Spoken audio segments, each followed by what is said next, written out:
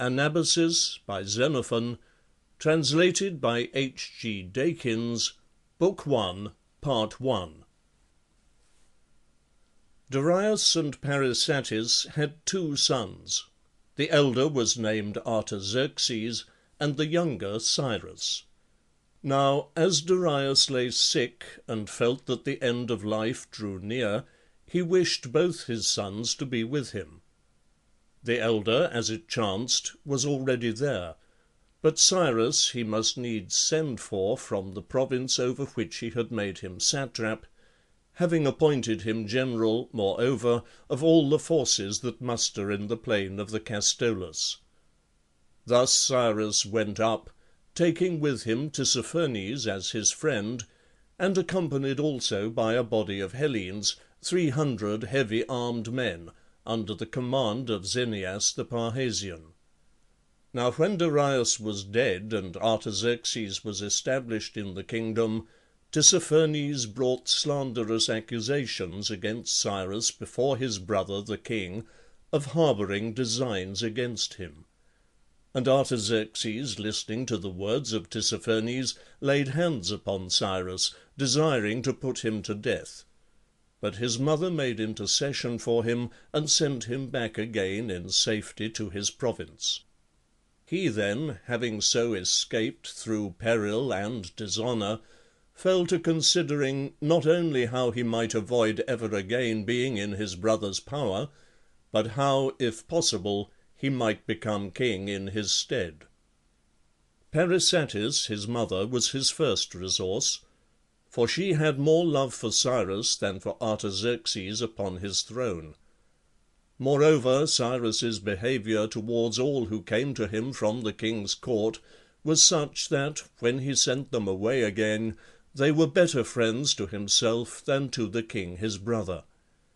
Nor did he neglect the barbarians in his own service, but trained them at once to be capable as warriors and devoted adherents of himself. Lastly, he began collecting his Hellenic armament, but with the utmost secrecy, so that he might take the king as far as might be at unawares. The manner in which he contrived the levying of the troops was as follows. First, he sent orders to the commandants of garrisons in the cities so held by him, bidding them to get together as large a body of picked Peloponnesian troops as they severally were able, on the plea that Tissaphernes was plotting against their cities. And truly these cities of Ionia had originally belonged to Tissaphernes, being given to him by the king. But at this time, with the exception of Miletus, they had all revolted to Cyrus. In Miletus, Tissaphernes, having become aware of similar designs, had forestalled the conspirators by putting some to death and banishing the remainder. Cyrus, on his side, welcomed these fugitives, and having collected an army, laid siege to Miletus by sea and land, endeavouring to reinstate the exiles. And this gave him another pretext for collecting an armament. At the same time he sent to the king, and claimed, as being the king's brother, that these cities should be given to himself, rather than that Tissaphernes should continue to govern them. And in furtherance of this end, the queen, his mother, cooperated with him, so that the king not only failed to see the design against himself, but concluded that Cyrus was spending his money on armaments in order to make war on Tissaphernes. Nor did it pain him greatly to see the two at war together, and the less so because Cyrus was careful to remit the tribute due to the king from the cities which belonged to Tissaphernes. A third army was being collected for him in the Chersonese, over against Abydos, the origin of which was as follows. There was a Lacedaemonian exile named Clearchus, with whom Cyrus had become associated. Cyrus admired the man, and made him a present of 10,000 darics. Clearchus took the gold, and with the money raised an army, and using the Chersonese as his base of operations, set to work to fight the Thracians north of the Hellespont in the interests of the Hellenes, and with such happy result that the Hellespontine cities of their own accord were eager to contribute funds for the support of his troops. In this way, again, an armament was being secretly maintained for Cyrus. Then there was the Thessalian Aristippus, Cyrus's friend, who, under pressure of the rival political party at home, had come to Cyrus and asked him for pay for 2,000 mercenaries to be continued for 3 months, which would enable him, he said, to gain the upper hand of his antagonists. Cyrus replied by presenting him with 6 months' pay for 4,000 mercenaries, only stipulating that Aristippus should not come to terms with his antagonists without final consultation with himself. In this way he secured to himself the secret maintenance of a 4th armament. Further, he bade Proxenus, a Boeotian, who was another friend, get together as many men as possible and join him in an expedition which he meditated against the Pisidians, who were causing annoyance to his territory. Similarly, 2 other friends, Sophonetus the Stymphalian and Socrates the Achaean, had orders to get together as many men as possible and come to him, since he was on the point of opening a campaign, along with Milesian exiles, against Tissaphernes. These orders were duly carried out by the officers in question. But when the right moment seemed to him to have come, at which he should begin his march into the interior, the pretext which he put forward was his desire to expel the Pisidians utterly out of the country, and he began collecting both his Asiatic and his Hellenic armaments, avowedly against that people. From Sardis in each direction his orders sped: to Clearchus, to join him there with the whole of his army; to Aristippus, to come to terms with those at home, and to dispatch to him the troops in his employ; to Xenias the Arcadian, who was acting as general-in-chief of the foreign troops in the cities, to present himself with all the men available, excepting only those who were actually needed to garrison the citadels. He next summoned the troops at present engaged in the siege of Miletus, and called upon the exiles to follow him on his intended expedition, promising them that if he were successful in his object, he would not pause until he had reinstated them in their native city. To this invitation they hearkened gladly. They believed in him, and with their arms they presented themselves at Sardis. So, too, Xenias arrived at Sardis with the contingent from the cities, 4,000 hoplites. Proxenus also with 1,500 hoplites and 500 light-armed troops, Sophonetus the Stymphalian with 1,000 hoplites, Socrates the Achaean with 500 hoplites, while the Megarian Persian came with 300 hoplites and 300 peltasts. This latter officer, as well as Socrates, belonged to the force engaged against Miletus. These all joined him at Sardis. But Tissaphernes did not fail to note these proceedings. An equipment so large pointed to something more than an invasion of Pisidia, so he argued, and with what speed he might he set off to the king, attended by about 500 horse. The king, on his side, had no sooner heard from Tissaphernes of Cyrus's great armament than he began to make counter-preparations. Thus Cyrus, with the troops which I have named, set out from Sardis and marched on and on through Lydia 3 stages, making 22 parasangs, to the river Meander. That river is 200 feet broad, and was spanned by a bridge consisting of 7 boats. Crossing it, he marched through Phrygia a single stage of 8 parasangs, to Colossae, an inhabited city, prosperous and large. Here he remained 7 days, and was joined by Menon the Thessalian, who arrived with 1,000 hoplites and 500 peltasts, Dolopes, Aenianes, and Olynthians. From this place he marched 3 stages, 20 parasangs in all, to Selene, a populous city of Phrygia, large and prosperous. Here Cyrus owned a palace and a large park full of wild beasts, which he used to hunt on horseback whenever he wished to give himself or his horses exercise. Through the midst of the park flows the river Meander, the sources of which are within the palace buildings, and it flows through the city of Selene. The great king also has a palace in Selene, a strong place on the sources of another river, the Marsyas, at the foot of the Acropolis. This river also flows through the city, discharging itself into the Meander, and is 25 feet broad. Here is the place where Apollo is said to have flayed Marsyas when he had conquered him in the contest of skill. He hung up the skin of the conquered man in the cavern where the spring wells forth, and hence the name of the river Marsyas. It was on this site that Xerxes, as tradition tells, built this very palace, as well as the citadel of Selene itself, on his retreat from Hellas, after he had lost the famous battle. Here Cyrus remained for 30 days, during which Clearchus the Lacedaemonian arrived with 1,000 hoplites and 800 Thracian peltasts and 200 Cretan archers. At the same time also came Sosis the Syracusan with 3,000 hoplites, and Sophinetus the Arcadian with 1,000 hoplites.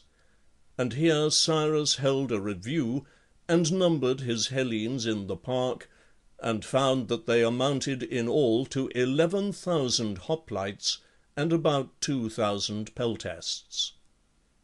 From this place he continued his march 2 stages, 10 parasangs, to the populous city of Peltae, where he remained 3 days, while Xenias the Arcadian celebrated the Lycia with sacrifice and instituted games. The prizes were headbands of gold, and Cyrus himself was a spectator of the contest. From this place the march was continued 2 stages, 12 parasangs, to Ceremone Agora, a populous city, the last on the confines of Mysia. Thence a march of 3 stages, 30 parasangs, brought him to Caestrupedion, a populous city. Here Cyrus halted 5 days, and the soldiers, whose pay was now more than 3 months in arrear, came several times to the palace gates demanding their dues, while Cyrus put them off with fine words and expectations, but could not conceal his vexation, for it was not his fashion to stint payment when he had the means. At this point Epiaxa, the wife of Cynesis, the king of the Cilicians, arrived on a visit to Cyrus, and it was said that Cyrus received a large gift of money from the queen. At this date, at any rate, Cyrus gave the army 4 months' pay. The queen was accompanied by a bodyguard of Cilicians and Aspendians, and, if report speaks truly, Cyrus had intimate relations with the queen. From this place he marched 2 stages, 10 parasangs, to Thymbrium, a populous city. Here, by the side of the road, is the spring of Midas, the king of Phrygia, as it is called, where Midas, as the story goes, caught the satyr by drugging the spring with wine. From this place he marched 2 stages, 10 parasangs, to Tyrium, a populous city. Here he halted 3 days, and the Cilician queen, according to the popular account, begged Cyrus to exhibit his armament for her amusement. The latter, being only too glad to make such an exhibition, held a review of the Hellenes and barbarians in the plain. he ordered the Hellenes to draw up their lines and post themselves in their customary battle order, each general marshalling his own battalion. Accordingly they drew up 4 deep. The right was held by Menon and those with him, the left by Clearchus and his men, the centre by the remaining generals with theirs. Cyrus first inspected the barbarians, who marched past in troops of horses and companies of infantry. He then inspected the Hellenes, driving past them in his chariot, with the queen in her carriage. And they all had brass helmets and purple tunics and greaves, and their shields uncovered. After he had driven past the whole body, he drew up his chariot in front of the centre of the battle line, and sent his interpreter Pygries to the generals of the Hellenes, with orders to present arms and to advance along the whole line. This order was repeated by the generals to their men, and at the sound of the bugle, with shields forward and spears in rest, they advanced to meet the enemy. The pace quickened, and with a shout the soldiers spontaneously fell into a run, making in the direction of the camp. Great was the panic of the barbarians. The Cilician queen in her carriage turned and fled. The sutlers in the marketing place left their wares and took to their heels, and the Hellenes meanwhile came into camp with a roar of laughter. What astounded the queen was the brilliancy and order of the armament, but Cyrus was pleased to see the terror inspired by the Hellenes in the hearts of the Asiatics. From this place he marched on 3 stages, 20 parasangs, to Iconium, the last city of Phrygia, where he remained 3 days. Thence he marched through Lycaonia 5 stages, 30 parasangs. This was hostile country, and he gave it over to the Hellenes to pillage. At this point Cyrus sent back the Cilician queen to her own country by the quickest route, and to escort her he sent the soldiers of Menon and Menon himself. With the rest of the troops he continued his march through Cappadocia 4 stages, 25 parasangs, to Dana, a populous city, large and flourishing. Here they halted 3 days, within which interval Cyrus put to death on a charge of conspiracy a Persian nobleman named Megaphernes, a wearer of the royal purple, and along with him another high dignitary among his subordinate commanders. From this place they endeavoured to force a passage into Cilicia. Now the entrance was by an exceedingly steep cart road, impracticable for an army in face of a resisting force, and report said that Cynesis was on the summit of the pass guarding the approach. Accordingly they halted a day in the plain, but next day came a messenger informing them that Cynesis had left the pass, doubtless after perceiving that Menon's army was already in Cilicia on his own side of the mountains, and he had further been informed that ships of war belonging to the Lacedaemonians and to Cyrus himself, with Tamos on board as admiral, were sailing round from Ionia to Cilicia. Whatever the reason might be, Cyrus made his way up into the hills without let or hindrance, and came in sight of the tents where the Cilicians were on guard. From that point he descended gradually into a large and beautiful plain country, well watered, and thickly covered with trees of all sorts and vines. This plain produces sesame plentifully, as also panic and millet and barley and wheat, and it is shut in on all sides by a steep and lofty wall of mountains from sea to sea. Descending through this plain country, he advanced 4 stages, 25 parasangs, to Tarsus, a large and prosperous city of Cilicia. Here stood the palace of Cynesis, the king of the country, and through the middle of the city flows a river called the Cydnus, 200 feet broad. They found that the city had been deserted by its inhabitants, who had betaken themselves with Cynesis to a strong place on the hills. All had gone except the tavern keepers. The seaboard inhabitants of Solae and Issae also remained. Now Epyaxa, Cyanesis's queen, had reached Tarsus 5 days in advance of Cyrus. During their passage over the mountains into the plain, 2 companies of Menon's army were lost. Some said they had been cut down by the Cilicians while engaged on some pillaging affair. Another account was that they had been left behind, and being unable to overtake the main body or discover the route, had gone astray and perished.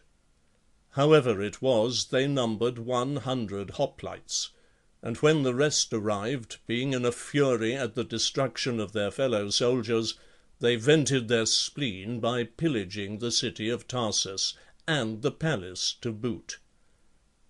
Now when Cyrus had marched into the city, he sent for Cyanesis to come to him. But the latter replied that he had never yet put himself into the hands of any one who was his superior, nor was he willing to accede to the proposal of Cyrus now, until in the end his wife persuaded him, and he accepted pledges of good faith. After this they met, and Cyanesis gave Cyrus large sums in aid of his army, while Cyrus presented him with the customary royal gifts, to wit, a horse with a gold bit, a necklace of gold, a gold bracelet, and a gold scimitar, a Persian dress, and, lastly, the exemption of his territory from further pillage, with the privilege of taking back the slaves that had been seized, wherever they might chance to come upon them. End of Book 1, Part 1. Recording by Graham Redman.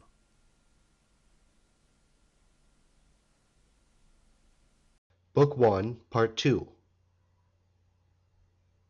Number 3.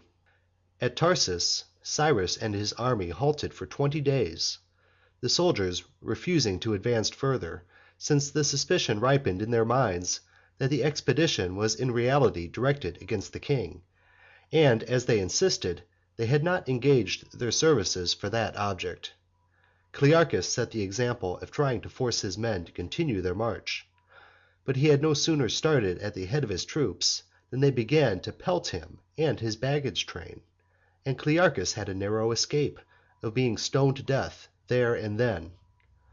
Later on, when he perceived that force was useless, he summoned an assembly of his own men, and for a long time he stood and wept, while the men gazed in silent astonishment.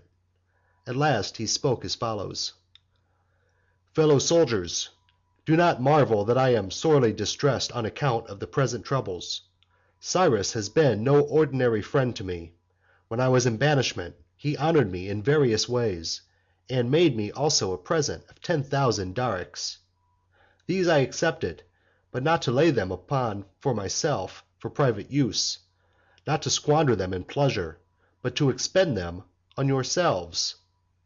And, first of all, I went to war with the Thracians, and with you to aid, I wreaked vengeance on them in behalf of Hellas, driving them out of the Chersonese, when they wanted to deprive its Hellenic inhabitants of their lands. But as soon as Cyrus summoned me, I took you with me and set out, so that, if my benefactor had any need of me, I might requite him for the good treatment I myself had received at his hands. But, since you are not minded to continue the march with me, one of 2 things is left to me to do. Either I must renounce you for the sake of my friendship with Cyrus, or I must go with you at the cost of deceiving him. Whether I am about to do right or not I cannot say, but I choose yourselves, and whatever betide, I mean to share your fate. Never shall it be said of me by any one that, having led Greek troops against the barbarians, I betrayed the Hellenes and chose the friendship of the barbarian. No! Since you do not choose to obey and follow me, I will follow after you. Whatever betide, I will share your fate. I look upon you as my country, my friends, my allies, and with you I think I shall be honored, wherever I be. Without you, I do not see how I can help a friend or hurt a foe. My decision is taken. Wherever you go, I go also. Such were his words, but the soldiers, not only his own, but the rest also, when they heard what he said, and how he had scouted the idea of going up to the great king's palace, expressed their approval, and more than 2,000 men deserted Xenius and Passium, and took their arms and baggage train, and came and encamped with Clearchus. But Cyrus, in despair and vexation at this turn of affairs, sent for Clearchus.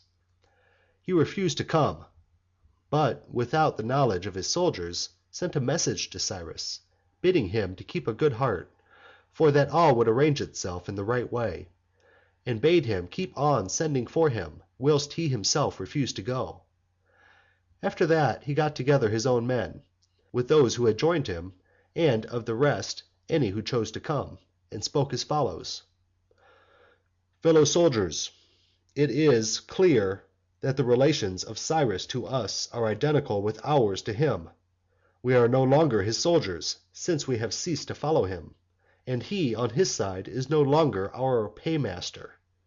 He, however, no doubt considers himself wronged by us, and though he goes on sending for me, I cannot bring myself to go to him, for two reasons, chiefly from a sense of shame, for I am forced to admit to myself that I have altogether deceived him, but partly too because I am afraid of him seizing me, and inflicting a penalty on the wrongs which he conceives that I have done him. In my opinion, then, this is no time for us to go to sleep and forget all about ourselves. Rather it is high time to deliberate on our next move, and as long as we do not remain here, we had better bethink us how we are to abide in security, or, if we are resolved to turn our backs at once, what will be the safest means of retreat, and, further, how we are to procure supplies, for without supplies there is no profit whatsoever in the general or the private soldier. The man with whom we have to deal is an excellent friend to his friends, but a very dangerous enemy to his foes, and he is backed up by a force of infantry and cavalry and ships, such as we all alike very well see and know, since we can hardly be said to have posted ourselves at any great distance from him. If then any one has a suggestion to make, now is the time to speak." With these words he ceased. Then various speakers stood up, some of their own motion to propound their views, others inspired by Clearchus to dilate on the hopeless difficulty of either staying or going back without the good will of Cyrus. One of these in particular, with a make-believe of anxiety to commence the homeward march without further pause, called upon them instantly to choose other generals if Clearchus were not himself prepared to lead them back. "Let them at once purchase supplies," the market being in the heart of the Asiatic camp. "Let them pack up their baggage. Let them," he added, "go to Cyrus, and ask for some ships in order to return by sea. If he refuses to give them ships, let them demand of him a guide to lead them back through a friendly district. And if he would not so much as give them a guide, they could but put themselves, without more ado, in marching order, and send on a detachment to occupy the pass, before Cyrus and the Cilicians, whose property, the speaker added, we have so plentifully pillaged, can anticipate us." Such were the remarks of that speaker. He was followed by Clearchus, who merely said, "As to my acting personally as general at this season, pray do not propose it. I can see numerous obstacles to my doing so. Obedience in the fullest I can render to the man of your choice. That is another matter, and you shall see and know that I can play my part under command with the best of you." After Clearchus, another spokesman stood up and proceeded to point out the simplicity of the speaker, who proposed to ask for vessels just as if Cyrus were minded to renounce the expedition and sail back again. "And let me further point out," he said, "what a simple-minded notion it is to beg a guide of the very man whose designs we are marring. If we can trust any guide whom Cyrus may vouchsafe to us, why not order Cyrus at once to occupy the pass on our behoof? For my part, I should think twice before I set foot on any ship that he might give us, for fear lest he should sink them with his men of war. And I should equally hesitate to follow any guide of his. He might lead us into some place out of which we should find it impossible to escape. I should much prefer, if I am to return home against the will of Cyrus at all, to give him the slip, and so be gone. Which indeed is impossible, but these schemes are simply nonsensical. My proposal is that a deputation of fit persons, with Clearchus, should go to Cyrus. Let them go to Cyrus and ask him what use he proposes to make of us. And if the business is at all similar to that on which he once before employed a body of foreigners, let us by all means follow. Let us show that we are the equals of those who accompanied him on his march up formerly. But if the design should turn out to be of larger import than the former one, involving more toil and more danger, we should ask him either to give us good reasons for following his lead, or else consent to send us away into a friendly country. In this way, whether we follow him, we shall do so as friends, and with heart and soul, or whether we go back, we shall do so in security. The answer this shall be reported to us here, and when we have heard it, we will advise as to our best course." This resolution was carried, and they chose and sent a deputation with Clearchus, who put to Cyrus the questions which had been agreed upon by the army. Cyrus replied as follows: that he had received news that Abrocomus, an enemy of his, was posted on the Euphrates, 12 stages off. His object was to march against this aforesaid Abrocomus, and if he were still there, he wished to inflict punishment upon him. "Or if he be fled," so the reply concluded, "we will there deliberate on the best course." The deputation received the answer and reported it to the soldiers. The suspicion that he was leading them against the king was not dispelled, but it seemed best to follow him. They only demanded an increase of pay, and Cyrus promised them to give them half as much again as they had hitherto received, that is to say, a daric and a half a month to each man, instead of a daric. Was he really leading them to attack the king? Not even at this moment was anyone apprised of the fact, at any rate in an open and public manner. 4. From this point he marched 2 stages, 10 parasangs, to the river Sarus, which is 200 feet broad, and from the Sarus he marched a single stage, 5 parasangs, to Isi, the last city in Cilicia.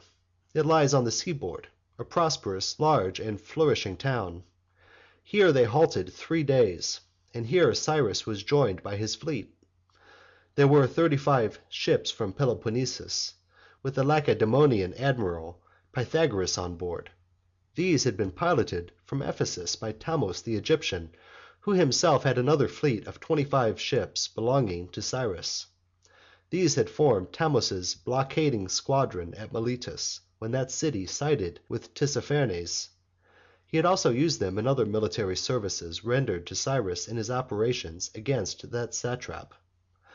There was a third officer on board the fleet, the Lacedaemonian Chrysophus, who had been sent for by Cyrus, and had brought with him 700 hoplites, over whom he was to act as general in the service of Cyrus.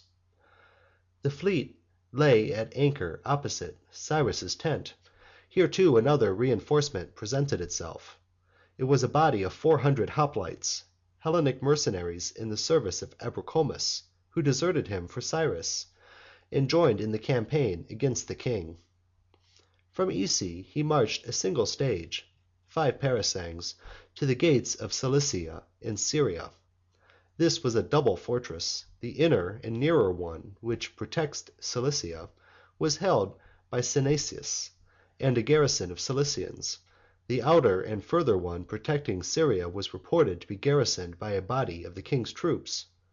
Through the gap between the two fortresses flows a river named the Carsus, which is 100 feet broad, and the whole space between was scarcely more than 600 yards. To force a passage here would be impossible, so narrow was the pass itself, with the fortification walls stretching down to the sea, and precipitous rocks above, while both fortresses were furnished with gates.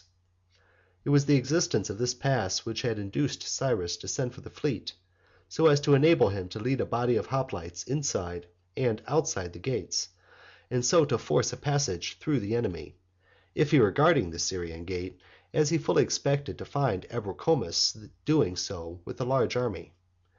This, however, Abrocomus had not done, but as soon as he learnt that Cyrus was in Cilicia, he had turned round and made his exit from Phoenicia to join the king with an army amounting, as report said, to 300,000 men. From this point Cyrus pursued his march through Syria, a single stage, 5 parasangs, to Myrandus, a city inhabited by Phoenicians on the seacoast. This was a commercial port, and numerous merchant vessels were riding at anchor in the harbor. Here they halted 7 days, and here Xenius, the Arcadian general, and Pasion, the Megarian, got on board a trader, and having stowed away their most valuable effects, set sail for home. Most people explain the act as the outcome of a fit of jealousy, because Cyrus had allowed Clearchus to retain their men, who had deserted to him, in hopes of returning to Hellas, instead of marching against the king. When the two had so vanished, a rumor spread that Cyrus was after them with some ships of war, and some hoped the cowards might be caught. Others pitied them, if that should be their fate. But Cyrus summoned the generals and addressed them. "Xenius and Pasion," he said, "have taken leave of us, but they need not flatter themselves that in doing so they have stolen into hiding. I know where they have gone, nor will they owe their escape to speed. I have men of war to capture their craft if I like, but heaven help me, if I mean to pursue them, never shall it be said of me that I turn people to account as long as they stay with me, but as soon as they are minded to be off, I seize and maltreat them, and strip them of their wealth. Not so. Let them go with the consciousness that our behavior to them is better than theirs to us. And yet I have their children and wives safe under lock and key at Tralles. They shall not be deprived even of these. They shall receive them back in return for their former goodness to me." So he spoke, and the Hellenes, even those who had been out of heart at the thought of marching up the country, when they heard of the nobleness of Cyrus, were happier and more eager to follow him on his path. After this Cyrus marched onward 4 stages, 20 parasangs, to the river Chalus. That river is 100 feet broad, and is stocked with tame fish, which the Syrians regard as gods, and will not suffer to be injured. So too the pigeons of the place. The villages in which they camp belong to Parysatis, as part of her girdle money. From this point he marched on 5 stages, 30 parasangs, to the sources of the river Dardus, which is 100 feet broad. Here stood the palace of Bellisis, the ruler of Syria, with its park, which was a very large and beautiful one, and full of the products of all the seasons in their course. But Cyrus cut down the park and burnt the palace. Thence he marched on 3 stages, 15 parasangs, to the river Euphrates, which is nearly half a mile broad. A large and flourishing city, named Thapsacus, stands on its banks. Here they halted 5 days, and here Cyrus sent for the generals of the Hellenes, and told them that the advance was now to be made upon Babylon, against the great king. He bade them to communicate this information to the soldiers, and persuade them to follow. The generals called an assembly and announced the news to the soldiers. The latter were indignant and angry with the generals, accusing them of having kept secret what they had long known, and refused to go, unless a bribe of money were given them, as had been given to their predecessors when they went up with Cyrus to the court of his father. not as now to fight a battle, but on a peaceful errand, the visit of a son to his father by invitation. The demand was reported to Cyrus by the generals, and he undertook to give each man 5 silver minae as soon as Babylon was reached, and their pay in full, until he had safely conveyed them back to Ionia again. In this manner the Hellenic force was persuaded, that is to say, the majority of them. Menon, indeed, before it was clear what the rest of the soldiers would do, whether in fact they would follow the Cyrus or not, collected his own troops apart and made them the following speech. "Men," he said, "if you will listen to me, there is a method by which, without risk or toil, you may win the special favor of Cyrus beyond the rest of the soldiers. You ask what is it I should have you to do? I will tell you. Cyrus at this instant is begging the Hellenes to follow him to attack the king. I say then, cross the Euphrates at once, before it is clear what the answer the rest will make. If they vote in favor of following, you will get the credit of having set the example, and Cyrus will be grateful to you. He will look upon you as being the heartiest in his cause. He will repay, as of all the others he best knows how, while, if the rest vote against crossing, we shall go back again, but as the sole adherents, whose fidelity he can altogether trust. It is you whom Cyrus will turn to account, as commandants of garrisons or captains of companies. You need only ask him for whatever you want, and you will get it from him, as being the friends of Cyrus." The men heard and obeyed, and before the rest had given their answer, they were already across. But when Cyrus perceived that Menon's troops had crossed he was well pleased, and he sent Glus in the division in question with this message: "Soldiers, accept my thanks at present. Eventually you shall thank me. I will see to that, or my name is not Cyrus." The soldiers therefore could not but pray heartily for his success, so high their hopes ran. But to Menon, it was said, he sent gifts with lordly liberality. This done, Cyrus proceeded to cross, and in his wake followed the rest of the armament to a man. As they forded, never a man was wetted above the chest, nor even until this moment, said the men of Thapsacus, had the river been so crossed on foot. Boats had always been required, but these at the present time Abrocomus, in his desire to hinder Cyrus from crossing, had been at pains to burn. Thus the passage was looked upon as a thing miraculous. The river had manifestly retired before the face of Cyrus, like a courtier bowing to his future king. From this place he continued his march through Syria, 9 stages, 50 parasangs, and they reached the river Araxes. Here were several villages full of corn and wine, in which they halted 3 days and provisioned the army. End of Book 1, Part 2.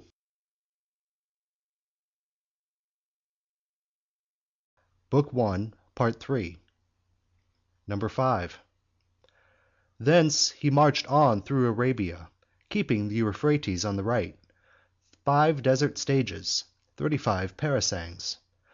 In this region the ground was one long level plain, stretching far and wide like the sea, full of absinthe, whilst all the other vegetation, whether wood or reed, was sweet-scented like spice or sweet herb. There were no trees, but there was wild game of all kinds, wild asses in greatest abundance, with plenty of ostriches. Besides these there were bustards and antelopes. These creatures were occasionally chased by the cavalry.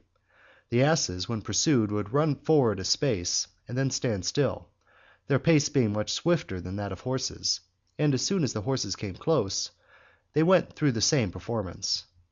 The only way to catch them was for the riders to post themselves at intervals, and to hunt them in relays, as it were.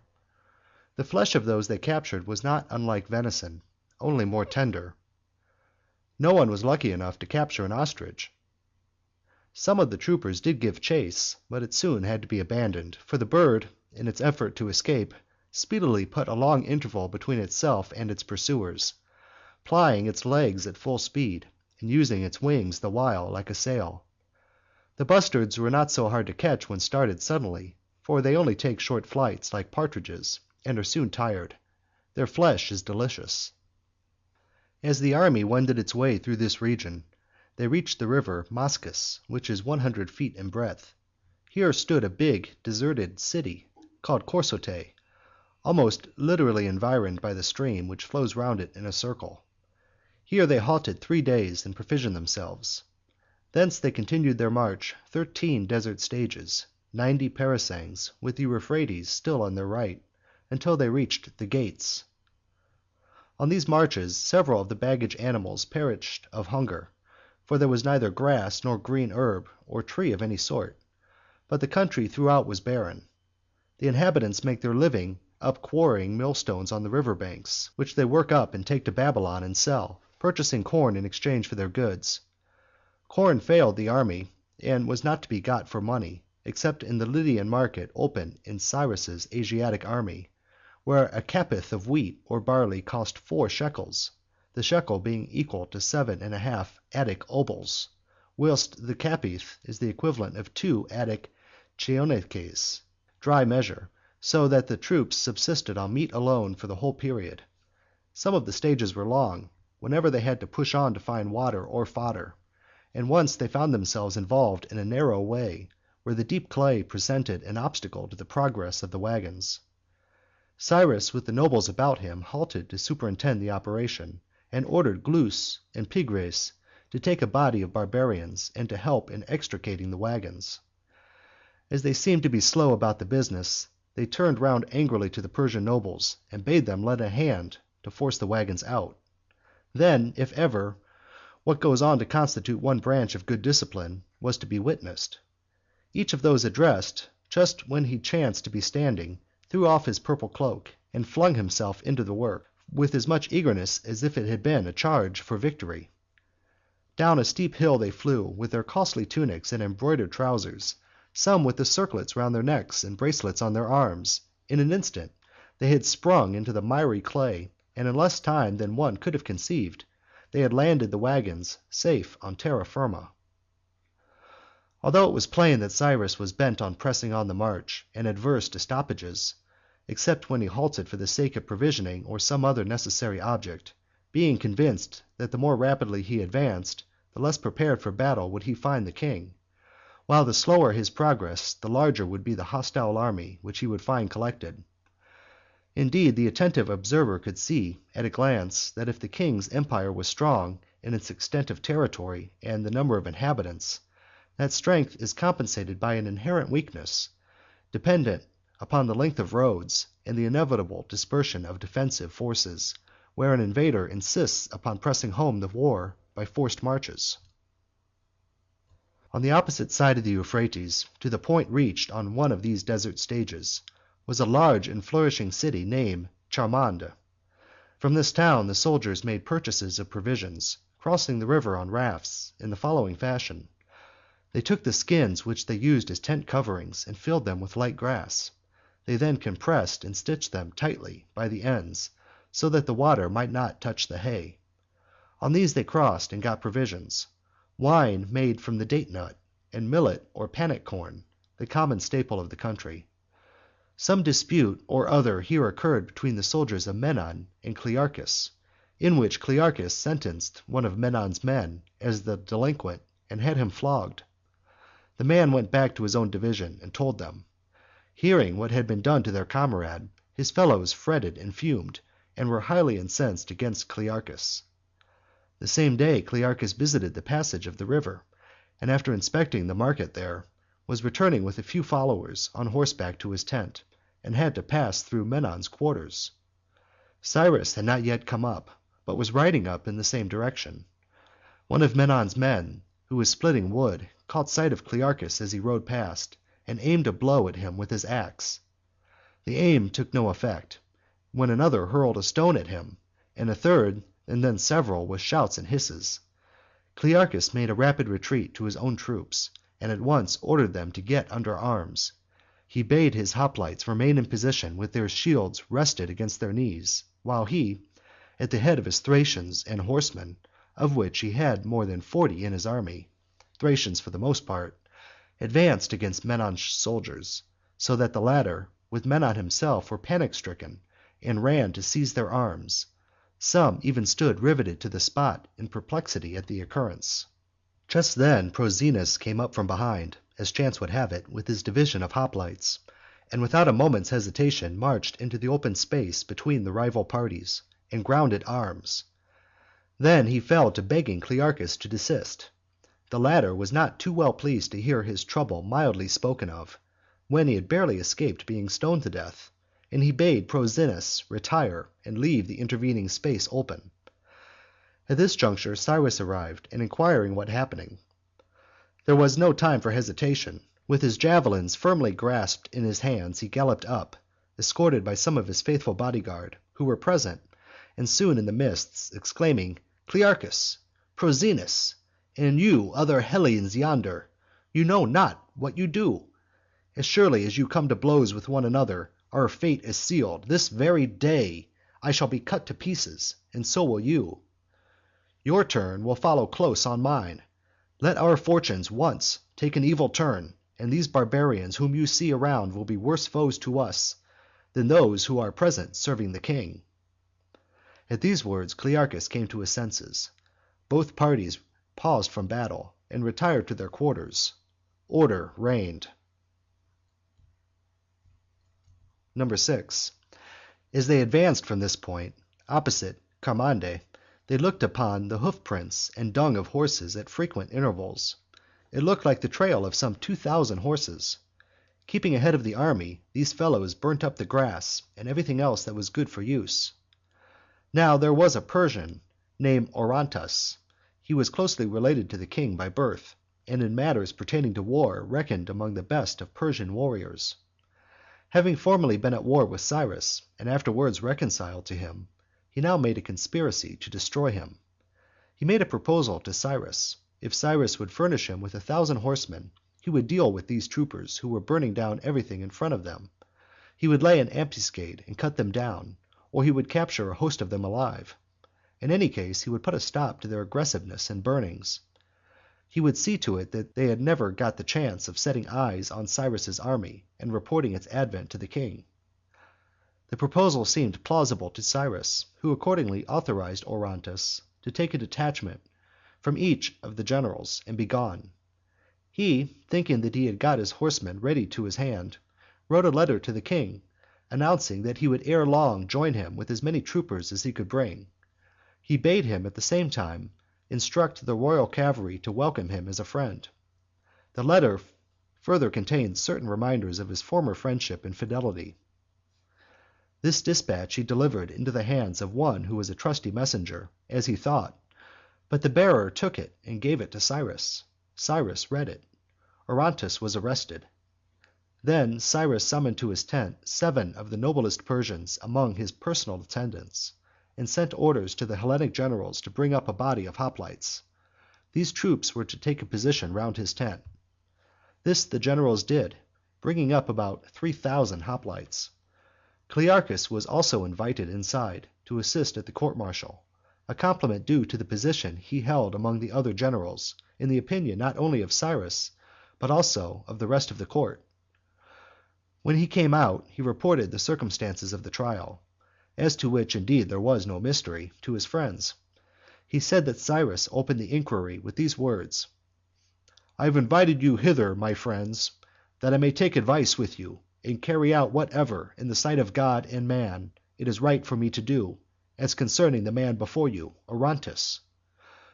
The prisoner was, in the first instance, given to me by my father, to be my faithful subject. In the next place, acting, to use his words, under the orders of my brother, and having hold of the Acropolis of Sardis, he went to war with me. I met war with war, and forced him to think it more prudent to desist from war with me. Whereupon we shook hands, exchanging solemn pledges.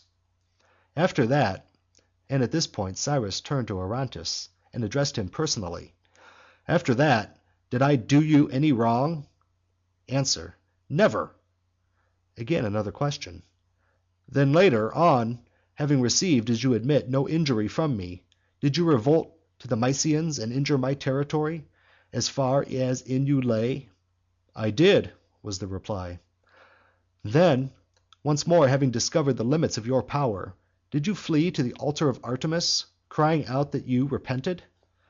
Did you thus work upon my feelings, that we a second time shook hands and made interchange of solemn pledges? Are these things so?" Orontes again assented. "Then what injury have you received from me," Cyrus asked, "now that for the third time you have been detected in a treasonous plot against me?" "I must needs do so," he answered. Then Cyrus put one more question. "But the day may come, may it not, when you will once again be hostile to my brother, and a faithful friend to myself?" The other answered, "Even if I were, you would never be brought to believe it, Cyrus." At this point Cyrus turned to those who were present, and said, "Such has been the conduct of the prisoner in the past, such is his language now. I now call upon you, and you first, Clearchus, to declare your opinion. What think you?" And Clearchus answered, "My advice to you is to put this man out of the way as soon as may be, so that we may be saved the necessity of watching him, and have more leisure, as far as he is concerned, to requite the services of those whose friendship is sincere." To this opinion, he told us, the rest of the court adhered. After that, at the bidding of Cyrus, each of those present, in turn, including the kinsman of Orontes, took him by the girdle, which is as much as to say, "Let him die the death." And then those appointed led him out. And they who in old days were wont to do obeisance to him could not refrain even at that moment from bowing down before him, albeit they knew he was being led to death. After they had conducted him to the tent of Artapates, the trustiest of Cyrus's wand-bearers, none set eyes upon him ever again, alive or dead. No one of his own knowledge could declare the manner of his death, though some conjectured one thing and some another. No tomb to mark his resting place, either then or since, was ever seen. 7. From this place Cyrus marched through Babylonia, 3 stages, 12 parasangs. Now on the third night, about midnight, Cyrus held a review of the Hellenes and Asiatics on the plain, expecting that the king would arrive the following day with his army to offer battle. He gave orders to Clearchus to take command of the right wing, and to Menon the Thessalian of the left, while he himself undertook to the disposition of his own forces in person. After the review, with the first approach of day, deserters from the great king arrived, bringing Cyrus information about the royal army. Then Cyrus summoned the generals and captains of the Hellenes, and held a council of war to arrange the plan of battle. He took this opportunity also to address the following words of compliment and encouragement to the meeting. "Men of Hellas," he said, "it is certainly not from dearth of barbarians to fight my battles that I put myself at your head as my allies, but because I hold you to be better and stronger than many barbarians. This is why I took you. See then that you prove yourselves to be men worthy of the liberty which you possess, and which I envy you. Liberty, it is a thing which, be well assured, I would choose in preference to all my other possessions multiplied many times. But I would like you to know into what sort of struggle you are going. Learn its nature from one who knows. Their numbers are great, and they come on with much noise.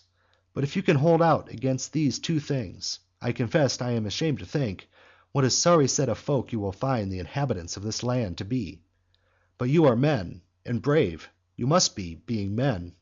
It is agreed, then, if you wish to return home, any of you, I undertake to send you back, in such sort that your friends at home shall envy you.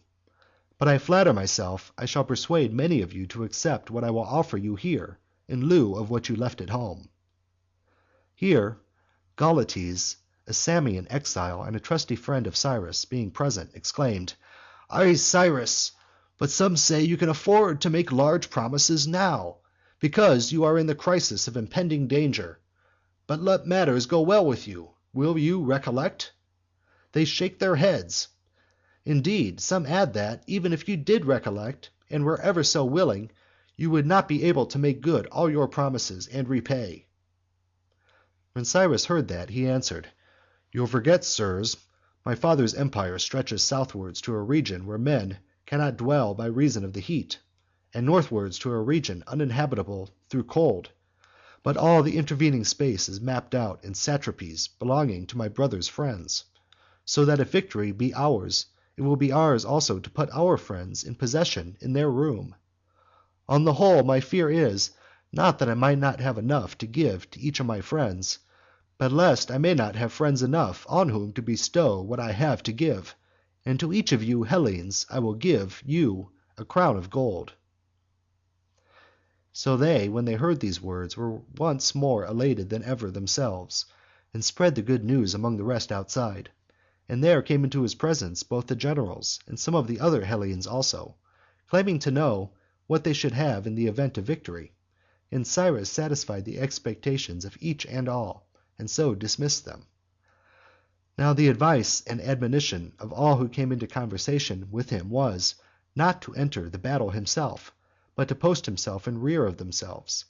And at this season Clearchus put a question to him: "But do you think that your brother will give battle to you, Cyrus?" And Cyrus answered, "Not without a battle, be assured, shall the prize be won, if he be the son of Darius and Parysatis, a brother of mine." In the final arming for battle at this juncture the numbers were as follows: of Hellenes there were 10,400 heavy infantry with 2,500 targeteers, while the barbarians with Cyrus reached a total of 100,000.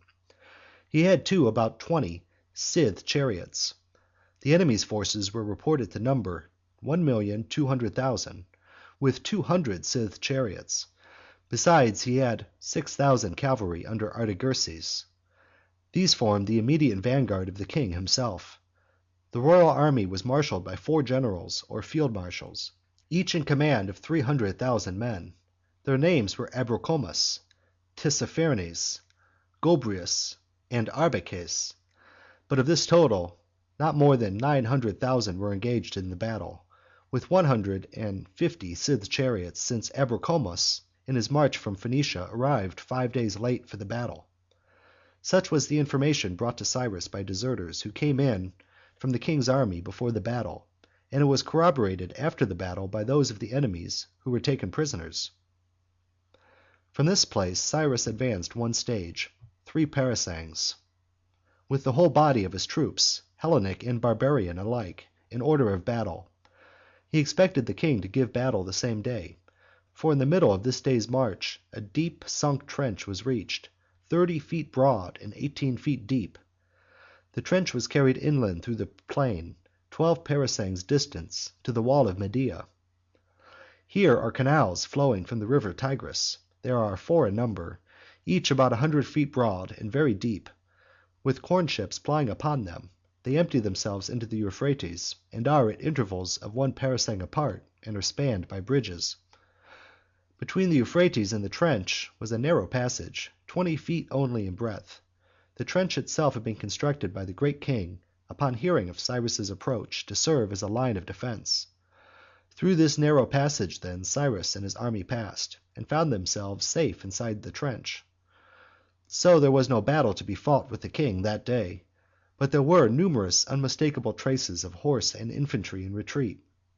Here Cyrus summoned Silanus, his Ambraciot soothsayer, and presented him with 3,000 darics, because 11 days back, when sacrificing, he had told him that the king would not fight within 10 days. And Cyrus had answered, "Well then, if he does not fight within that time, he will not fight at all. And if your prophecy comes true, I promise you 10 talents. So now that the 10 days were past, he presented him with the above sum. But as the king had failed to hinder the passage of Cyrus's army at the trench, Cyrus himself and the rest concluded that he must have abandoned the idea of offering battle, so that the next day Cyrus advanced with less than his former caution. On the 3rd day he was conducting the march, seated in his carriage, with only a small body of troops drawn up in front of him. The mass of the army was moving on in no kind of order, the soldiers having consigned their heavy arms to be carried in the wagons or on the backs of beasts. End of Book 1, Part 3.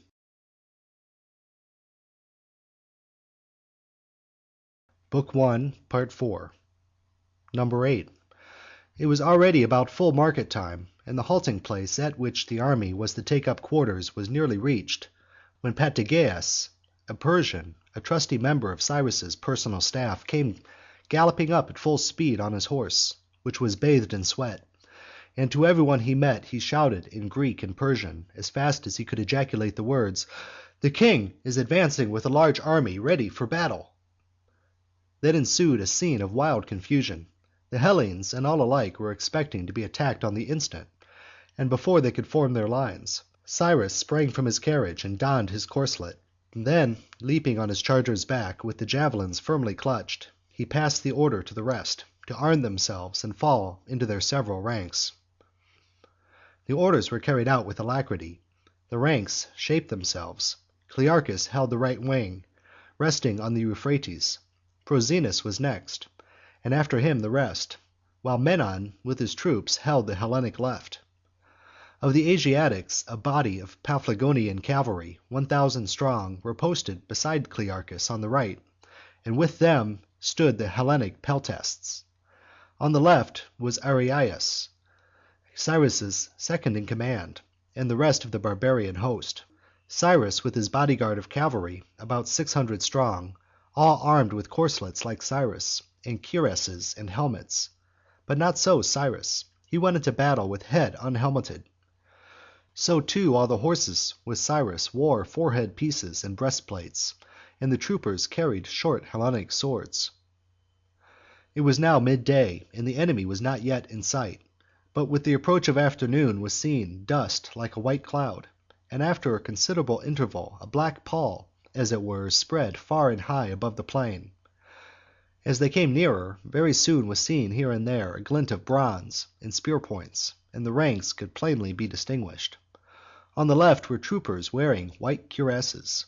"That is Tissaphernes in command," they said, and next to these a body of men bearing wicker shields, and next again heavy armed infantry with long wooden shields reaching to the feet. These were the Egyptians, they said, and then other cavalry, other bowmen. All were in national divisions, each nation marching in densely crowded squares.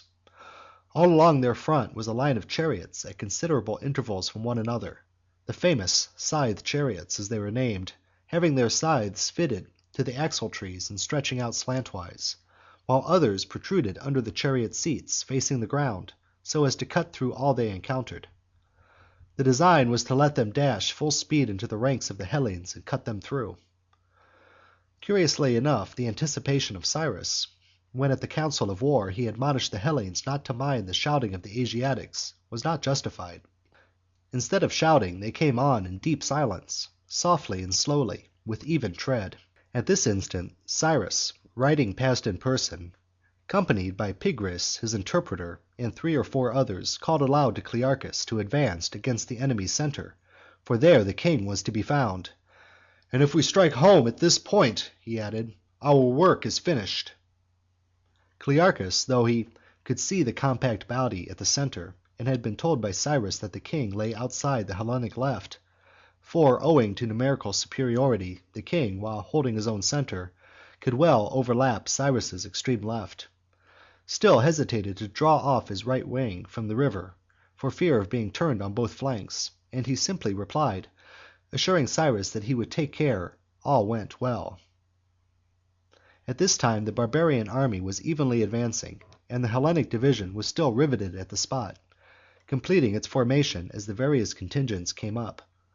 Cyrus, riding past at some distance from the lines, glancing his eye first in one direction and then in the other, so as to take a complete survey of friends and foes, when Xenophon the Athenian, seeing him, rode up from the Hellenic quarter to meet him, asking him whether he had any orders to give. Cyrus, pulling up his horse, begged him to make the announcement generally known that the omens from the victims, internal and external alike, were good. While he was speaking, he heard a confused murmur through the ranks and asked what it meant. The other replied that it was the watchword being passed down for the second time. Cyrus wondered who had given the order, and asked what the watchword was. On being told it was "Zeus, our savior, and victory," he replied, "I accept it, so let it be," and with this remark rode away to his own position. And now the two battle lines were no more than 3 or 4 furlongs apart, when the Hellenes began chanting the paean, and at the same time advance towards the enemy.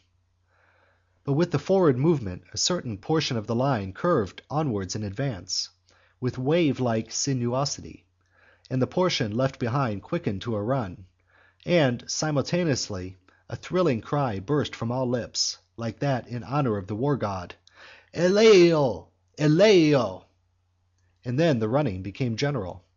Some say they clashed their shields and spears, thereby causing terror to the horses, and before they had got within arrow shot the barbarians swerved and took to flight.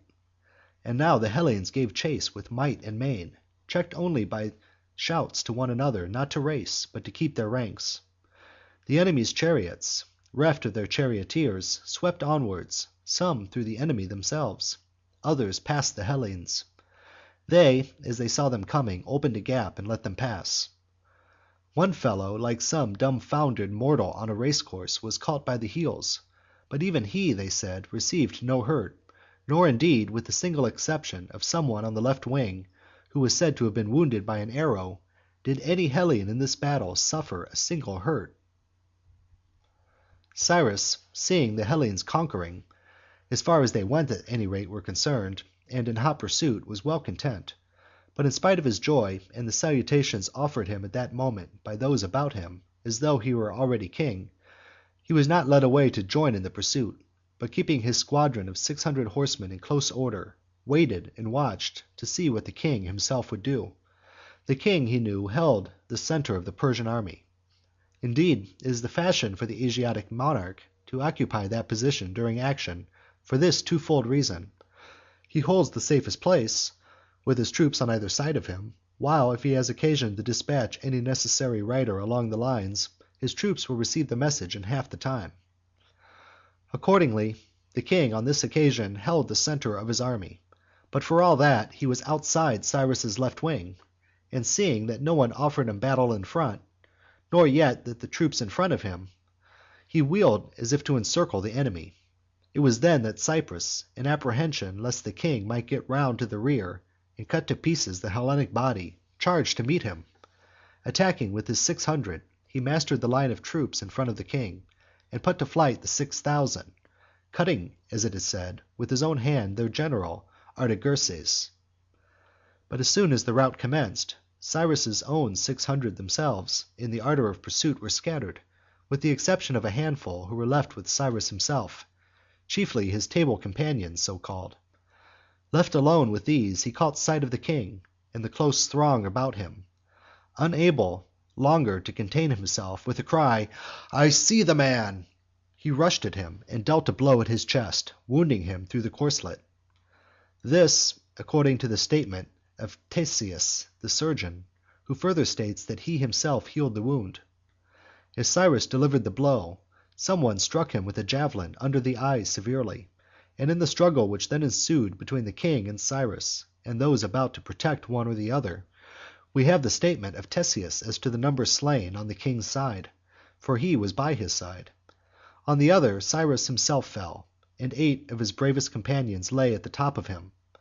The story says that Artapus, the trustiest among his wand-wearers, when he saw that Cyrus had fallen to the ground, leapt from his horse and threw his arms about him. The king bade one slay him as a worthy victim to his brother. Others say that Artapates drew his scimitar and slew himself by his own hand. A golden scimitar, it is true, he had. He also wore a collar and bracelets and the other ornaments such as the noblest Persians wear, for his kindness and fidelity had won him honors at the hands of Cyrus. 9. So died Cyrus, a man the kingliest and most worthy to rule of all the Persians who have lived since the elder Cyrus, according to the concurrent testimony of all who are reputed to have known him intimately. To begin from the beginning, when still a boy, and whilst being brought up with his brother and the other lads, his unrivalled excellence was recognized. For the sons of the noblest Persians, it must be known, are brought up one and all as the king's portals. Here lessons of sobriety and self-control may largely be laid to heart, while there is nothing base or ugly for eye or ear to feed upon. There is the daily spectacle ever before the boys of some receiving honor from the king, and again of others receiving dishonor. And the tale of all this is in their ears, so that from the earliest boyhood they learn how to rule and be ruled. In this courtly training Cyrus earned a double reputation, for he was held to be a paragon of modesty among his fellows, rendering an obedience to his elders which exceeded that of many of his own inferiors. And next he bore away the palm for skill in horsemanship and for the love of the animal himself. Nor less in matters of war, in the use of the bow and the javelin, was held by men in general to be at once the aptest of learners and the most eager practiser. As soon as his age permitted, the same preeminence showed itself in his fondness for the chase, not without a certain appetite for perilous adventure in facing the wild beasts themselves. Once a bear made a furious rush at him, and without wincing he grappled with her and was pulled from his horse, receiving wounds, the scars of which were visible through his life. But in the end he slew the creature, nor did he forget him who first came to his aid, but made him enviable in the eyes of many. After he had been sent down by his father to be satrap of Lydia and Great Phrygia and Cappadocia, and had been appointed general of those forces whose business it is to muster in the plain of Castulus, nothing was more noticeable in his conduct than the importance which he attached to the faithful fulfilment of every treaty or compact or undertaking entered into with others. He would tell no lies to any one. Thus doubtless it was he won the confidence alike of individuals and of the communities entrusted to his care. Or in case of hostility, a treaty made with Cyrus was a guarantee sufficient to the combatant that he would suffer nothing contrary to its terms. Therefore, in the war with Tissaphernes, all of the states of their own accord chose Cyrus in lieu of Tissaphernes, except only the men of Miletus, and these were only alienated through fear of him, because he refused to abandon their exiled citizens, and his deeds and words bore emphatic witness to his principle. Even if they were weakened in number or in fortune, he would never abandon those who had once become his friends. He made no secret of his endeavor to outdo his friends and foes alike in reciprocity of conduct. The prayer has been attributed to him, "God grant that I may live long enough to recompense my friends and requite my foes with a strong arm." However this may be, no one, at least in our days, ever drew together so ardent a following of friends, eager to lay at his feet their money, their cities, their own lives and persons. Nor is it to be inferred from this that he suffered the malefactor and wrongdoer to laugh him to scorn. On the contrary, these he punished most unflinchingly. It was no rare sight to see on the well-trodden highways men who had forfeited hand or foot or eye, the result being that throughout the satrapy of Cyrus anyone, Hellene or barbarian, provided he were innocent, might fearlessly travel wherever he pleased, and take with him whatever he felt disposed. However, as all allowed, it was for the brave in war that he reserved a special honor. To take the first instance to hand, he had a war with the Pisidians and Mysians. Being himself at the head of an expedition into those territories, he could observe those who voluntarily encountered risks. These he made rulers of the territory which he subjected, and afterwards honored them with other gifts. So that, if the good and brave were set on a pinnacle of fortune, cowards were recognized as their natural slaves. And so it befell that Cyrus never had lack of volunteers in any service or danger, whenever it was expected that his eye would be upon them. So again, wherever he might discover any one ready to distinguish himself in the service of uprightness, his delight was to make this man richer than those who seek for gain by unfair means. On the same principle, his own administration was in all respects uprightly conducted, and in particular he secured the services of an army worthy of the name. Generals and subalterns alike came to him from across the seas, not merely to make money, but because they saw that loyalty to Cyrus was a more profitable investment than so many pounds a month. Let any man whatsoever render him willing service, such enthusiasm was sure to win its reward. And so Cyrus could always command the service of the best assistants, it was said, whatever the work might be. or if he saw any skilful and just steward, who furnished well the country over which he ruled and created revenues, so far from robbing him at any time, to whom he delighted to give more.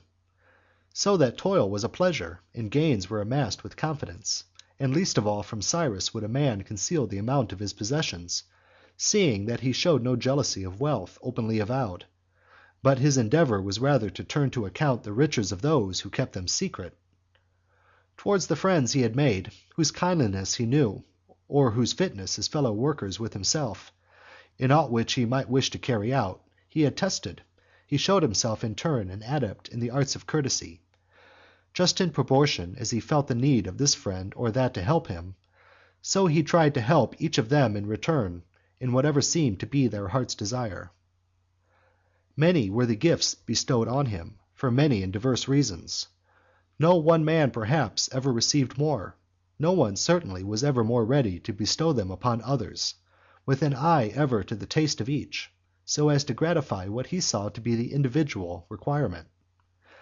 Many of these presents were sent to him as personal adornments of the body or for battle, and as touching these he would say, "How am I to deck myself out in all these?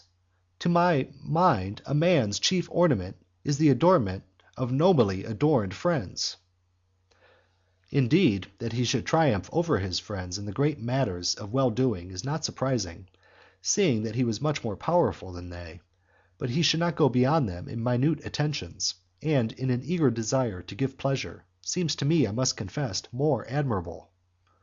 Frequently, when he had tasted some specially excellent wine, he would send the half-remaining flagon to some friend with a message to say, "Cyrus says, this is the best wine he has tasted for a long time. This is his excuse for sending it to you. He hopes that you will drink it up today with a choice party of friends." Or, perhaps, he would send the remainder of a dish of geese, half loaves of bread, and so forth, the bearer being instructed to say, "This is Cyrus's favorite dish. He hopes you will taste it yourself." Or perhaps there was a great dearth of provender, when, through the number of his servants and his own careful forethought, he was enabled to get supplies for himself. At such times he would send to his friends in different parts, bidding them feed their horses on his hay, since it would not do for horses that carried his friends to go starving. Then, on any long march or expedition, where the crowd of lookers-on would be large, he would call his friends to him, and entertain them with serious talk, so much as to say, "These I delight to honor." So that, for myself and all that I can hear, I should be disposed to say that no one, Greek or barbarian, was ever so beloved. In proof of this I may cite the fact that, though Cyrus was the king's vassal and slave, no one ever forsook him to join his master, if I may except the attempt of Orontes, which was abortive. That man, indeed, had to learn that Cyrus was closer to the heart of him on whose fidelity he relied than he himself was. On the other hand, many a man revolted from the king to Cyrus, after they went to war with one another. Nor were these nobodies, but rather persons high in the king's affection. Yet, for all that, they believed that their virtues would obtain a reward more adequate from Cyrus than from the king. Another great proof at once of his own worth and of his capacity rightly to discern all loyal, loving, and firm friendship is afforded by an incident which belongs to the last moment of his life. He was slain, but fighting for his life beside him fell every one of his faithful bodyguard of friends and table companions, with the sole exception of Arrhaeus, who was in command of the cavalry on the left, and he no sooner perceived the fall of Cyrus than he betook himself to flight, with the whole body of his troops under his lead. End of Book 1, Part 4.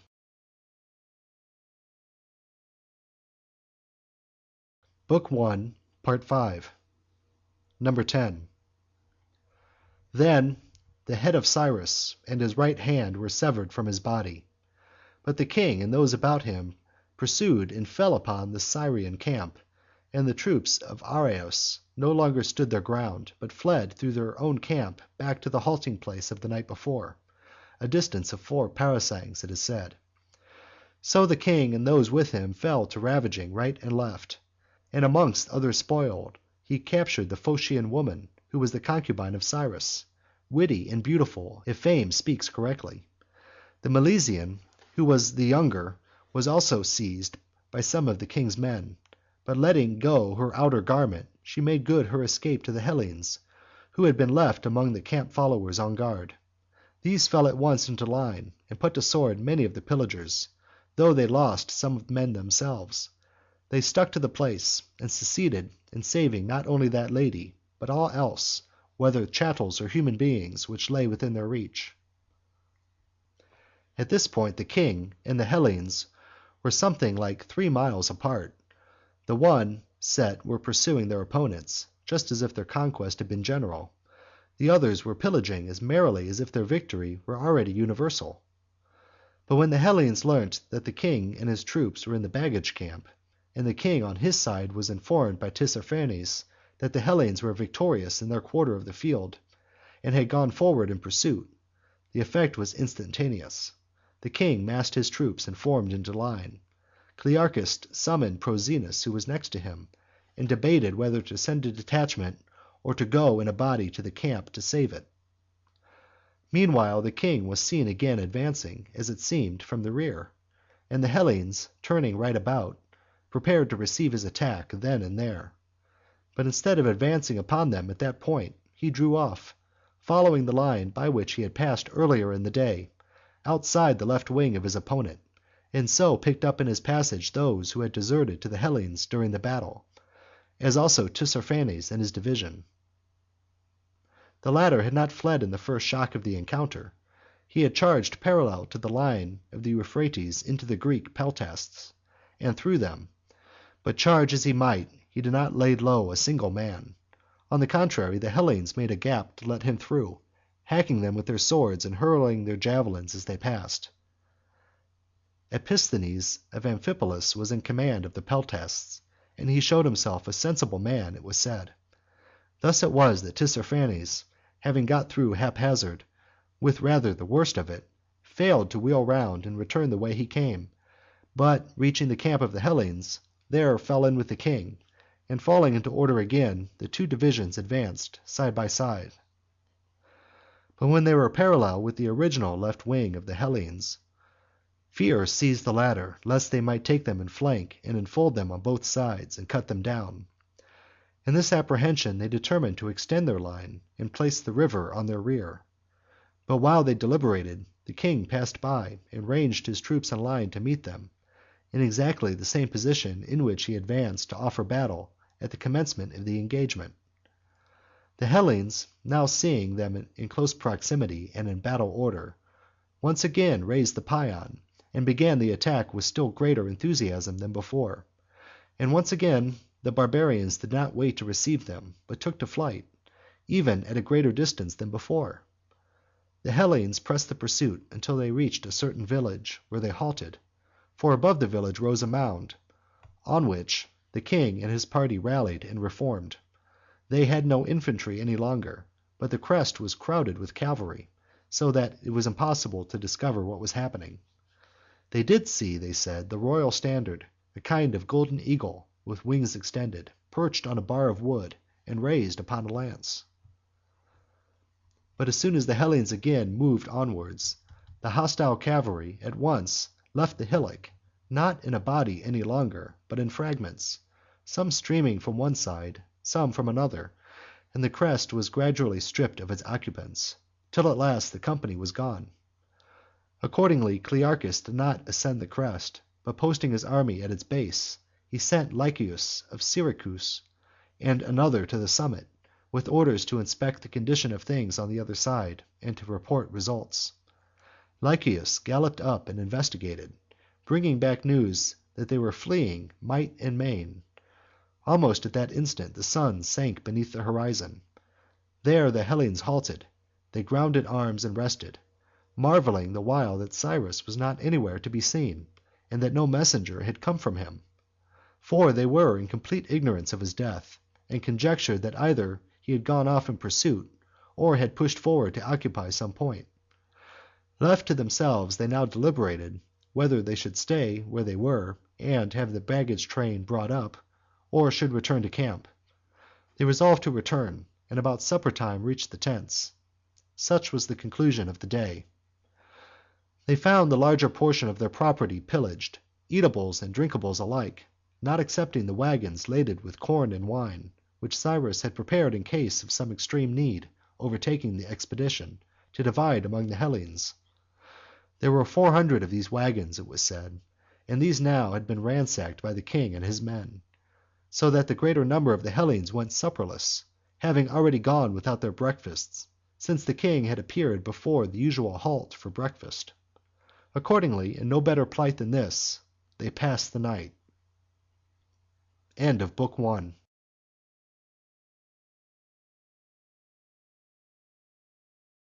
Book 2, Part 1.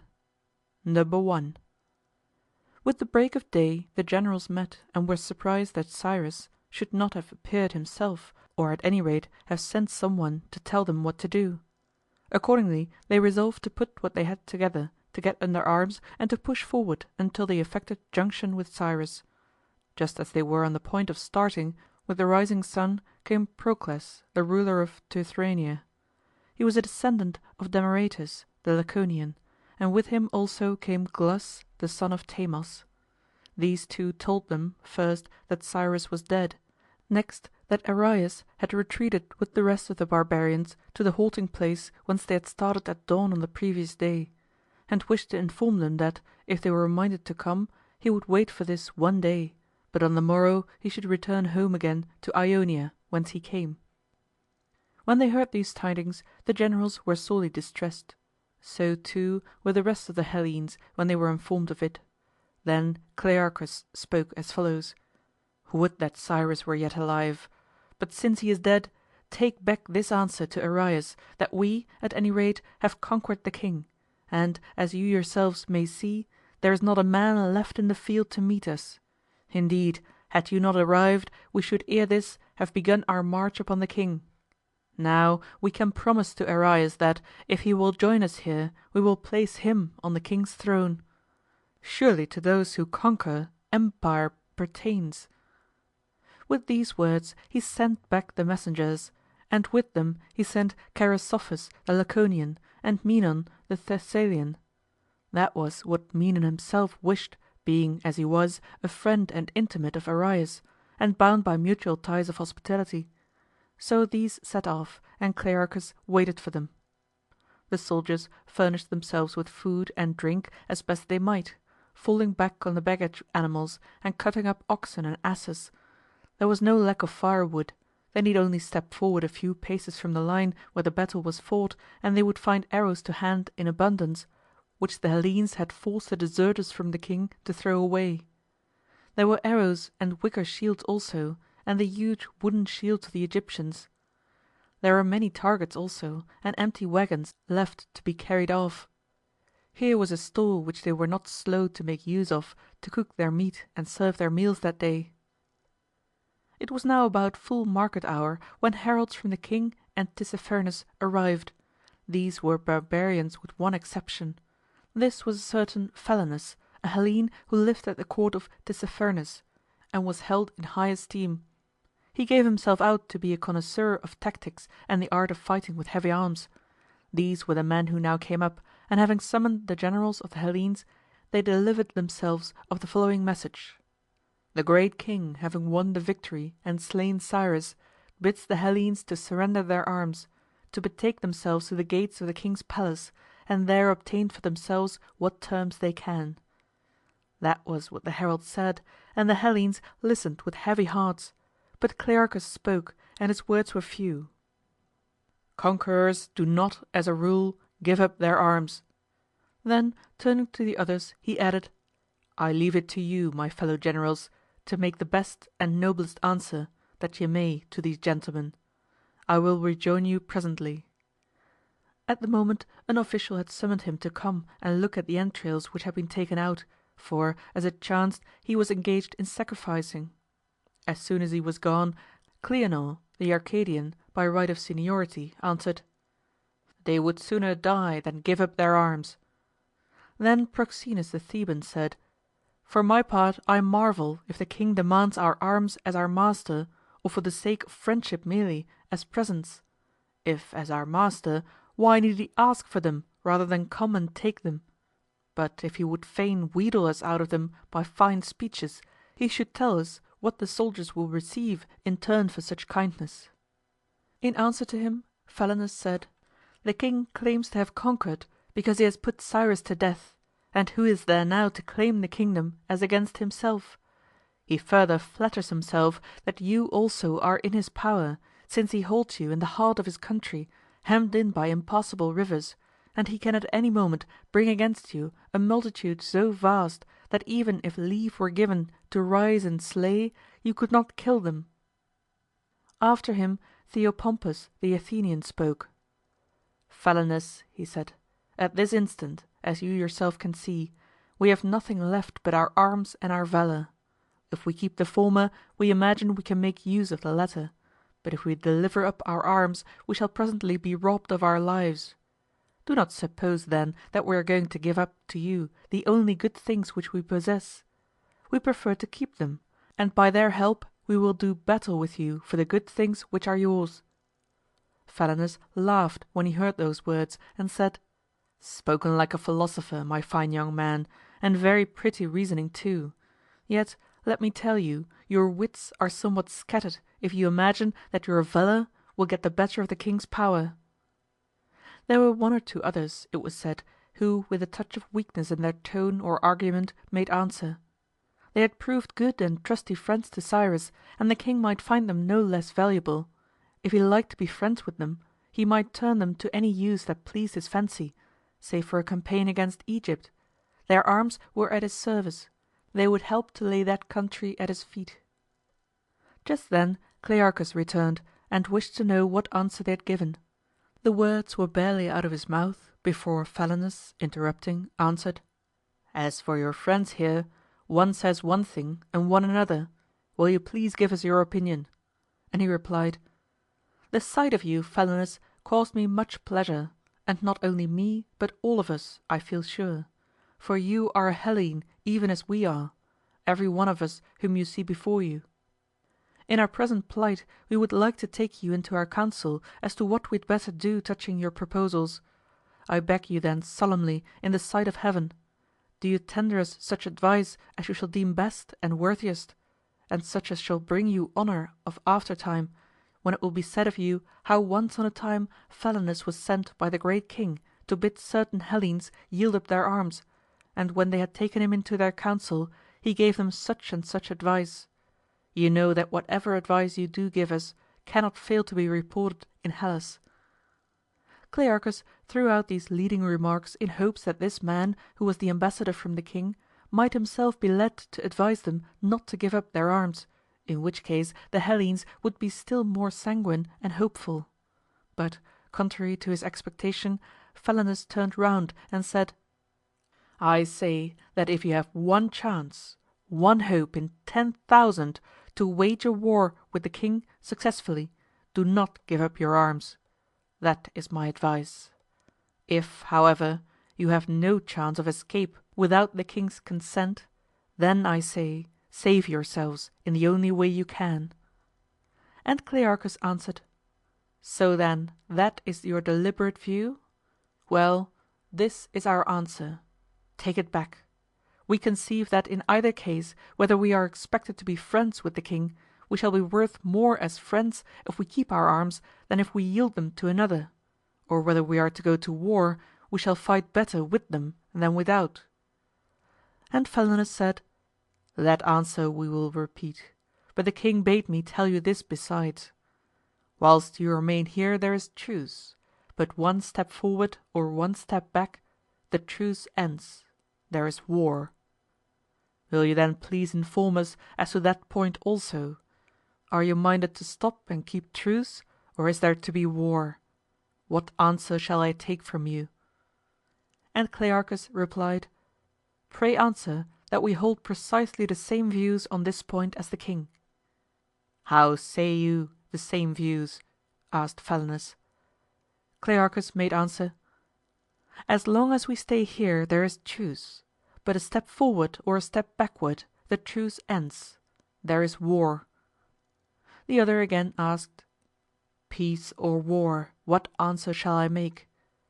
Clearchus returned answer once again in the same words. "Truce if we stop, but if we move forwards or backwards, war." But what he was minded really to do, that he refused to make further manifest. 2. Phalanus and those that were with him turned and went, but the messengers from Arius, Proclus, and Chrysophus came back. As to Menon, he stayed behind with Arius. They brought back this answer from Arius: "There are many Persians," he says, "better than himself, who will not suffer him to sit upon the king's throne, but if you are minded to go back with him, you must join him this very night, otherwise he will set off himself tomorrow on the homeward route." And Clearchus said, "It had best stand thus between us, then. If we come, well and good, be it as you propose; but if we do not come, do whatsoever you think most conducive to your interests." And so he kept these also in the dark as to his real intention. After this, when the sun was already sinking, he summoned the generals and officers and made the following statement: "Sirs, I sacrificed, and found the victims unfavorable to an advance against the king. After all, it is not so surprising perhaps, for, as I now learn, between us and the king flows the river Tigris, navigable for big vessels, and we could not possibly cross it without boats, and boats we have none. On the other hand, to stop here is out of the question, for there is no possibility of getting provisions. However, the victims were quite agreeable to us joining the friends of Cyrus. This is what we must do then. Let each go away and sup on whatever he has. At the first sound of the bugle to turn in, get kit and baggage together. At the second signal, place them on the baggage animals, and at the third, fall in and follow the lead, with the baggage animals on the inside protected by the river, and the troops outside." After hearing the orders, the generals and officers retired and did as they were bid, and for the future Clearchus led, and the rest followed in obedience to his orders; not that they had expressly chosen him, but they saw that he alone had the sense and wisdom requisite in a general, while the rest were inexperienced. Here, under cover of the darkness which descended, the Thracian Milticythes, with 40 horsemen and 300 Thracian infantry, deserted to the king, but the rest of the troops, Clearchus leading and the rest following in accordance with the orders promulgated, took their departure, and about midnight reached their first stage, having come up with Arius and his army. They grounded arms just as they stood in rank, and the generals and officers of the Hellenes met in the tent of Arius. There they exchanged oaths, the Hellenes on the one side and Arius with his principal officers on the other, not to betray one another, but to be true to each other as allies. The Asiatics further solemnly pledged themselves by oath to lead the way without treachery. The oaths were ratified by the sacrifice of a bull, a wolf, a boar, and a ram over a shield. The Hellenes dipped a sword, the barbarians a lance, into the blood of the victims. As soon as the pledge was taken, Clearchus spoke. "And now, Arius," he said, "since you and we have one expedition in prospect, will you tell us what you think about the route? Shall we return the way we came, or have you devised a better?" He answered, "To return the same way is to perish to a man by hunger, for at this moment we have no provisions whatsoever. During the 17 last stages, even on our way hither, we could extract nothing from the country, or if there was now and again anything, we passed over and utterly consumed it. At this time our project is to take another and a longer journey certainly, but we shall not be in straits for provisions. The earliest stages must be very long as we can make them. The object is to put as large a space as possible between us and the royal army. Once we are 2 or 3 days' journey off, the danger is over. The king will never overtake us. With a small army he will not dare to dog our heels, and with a vast equipment he will lack the power to march quickly. Perhaps he, too, may even find a scarcity of provisions. There," said he, "you asked for my opinion. See, I have given it." Here was a plan of the campaign which was equivalent to a stampede. Helter skelter they were to run away or get into hiding somehow.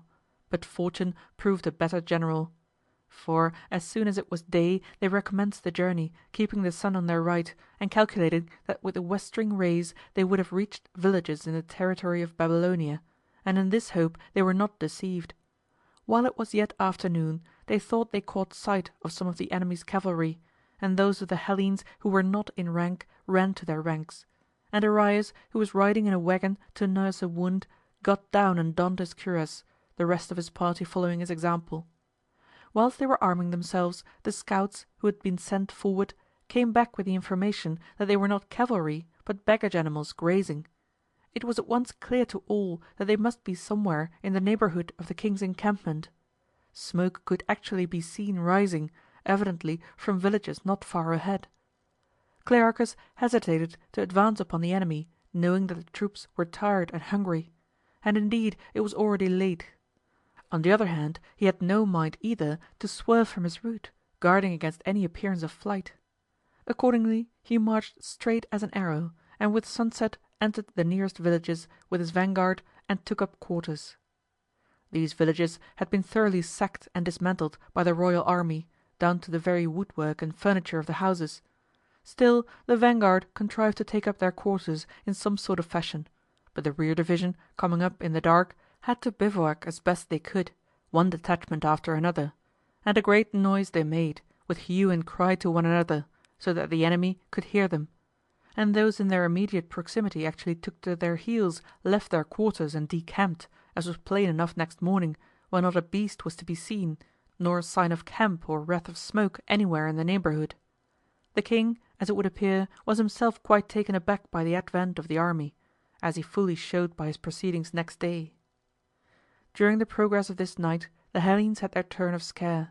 A panic seized them, and there was a noise and clatter hardly to be explained except by the visitation of some sudden terror. But Clearchus had with him the Elean Tolmides, the best herald of his time. Him he ordered to proclaim silence, and then to give out this proclamation of the generals: "Whoever will give any information as to who let an ass into the camp shall receive a talent of silver in reward." On hearing this proclamation the soldiers made up their minds that their fear was baseless, and their generals safe and sound. At break of day Clearchus gave the order to the Hellenes to get under arms in line of battle, and take up exactly the same position as they held on the day of the battle. End of Book 2, Part 1.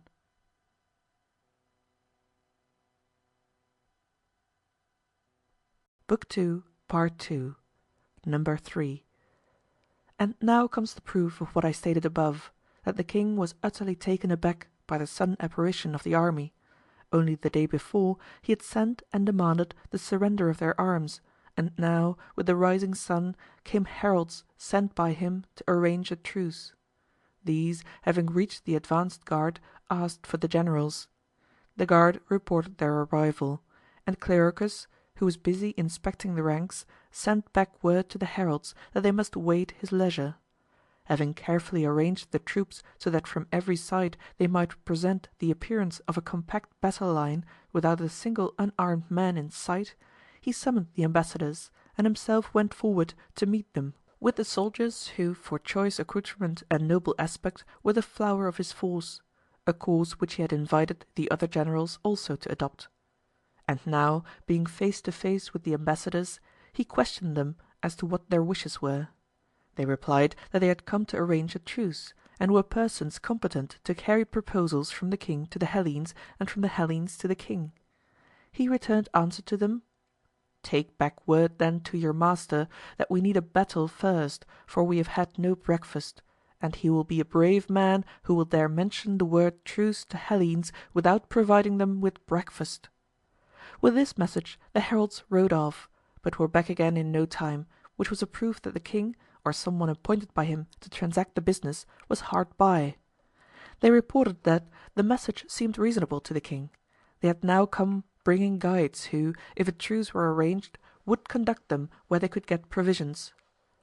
Clearchus inquired whether the truce was offered to the individual men merely as they went and came, or to all alike. "To all," they replied, "until the king receives your final answer." When they had so spoken, Clearchus, having removed the ambassadors, held a council, and it was resolved to make a truce at once, and then quietly to go and secure provisions. And Clearchus said, "I agree to the resolution. Still I do not propose to announce it at once, but to while away time till the ambassadors begin to fear that we have decided against the truce, though I suspect," he added, "the same fear will be operative on the minds of our soldiers also." As soon as the right moment seemed to have arrived, he delivered his answer in favor of the truce, and bade the ambassadors at once conduct them to the provisions. So these led the way, and Clearchus, without relaxing precaution, in spite of having secured a truce, marched after them with his army in line and himself in command of the rearguard. Over and over again they encountered trenches and conduits so full of water that they could not be crossed without bridges, but they contrived well enough for these by means of trunks of palm trees which had fallen, or which they cut down for the occasion. And here Clearchus's system of superintendence was a study in itself. As he stood with a spear in his left hand and a stick in the other, and when it seemed to him there was any dawdling among the parties told off to the work, he would pick out the right man and down would come the stick. Nor, at the same time, was he above plunging into the mud and lending a hand himself, so that every one else was forced for very shame to display equal alacrity. The men told off for the business were the men of 30 years of age, but even the elder men, when they saw the energy of Clearchus, could not resist lending their aid also. What stimulated the haste of Clearchus was the suspicion in his mind that these trenches were not, as a rule, so full of water, since it was not the season to irrigate the plain, and he fancied that the king had led the water on for the express purpose of vividly presenting to the Hellenes the many dangers with which their march was threatened at the very start. Proceeding on their way, they reached some villages, where their guides indicated to them that they would find provisions. They were found to contain plenty of corn, and wine made from palm dates, and an acidulated beverage extracted by boiling from the same fruit. As to the palm nuts or dates themselves, it was noticeable that the sort which we are accustomed to see in Hellas were set aside for the domestic servants. Those put aside for the masters are picked specimens, and are simply marvellous for their beauty and size, looking like great golden lumps of amber. Some specimens they dried and preserved as sweetmeats. Sweet enough they were as an accompaniment of wine, but apt to give headache. Here too, for the first time in their lives, the men tasted the brain of the palm. No one could help being struck by the beauty of this object, and the peculiarity of its delicious flavour. But this, like the dried fruits, was exceedingly apt to give headache. When this cabbage or brain has been removed from the palm, the whole tree withers from top to bottom. In these villages they remained 3 days, and a deputation from the great king arrived, Tissaphernes and the king's brother-in-law and 3 other Persians, with a retinue of many slaves.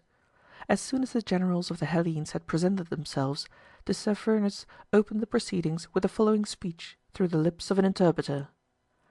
"Men of Hellas, I am your next-door neighbour in Hellas.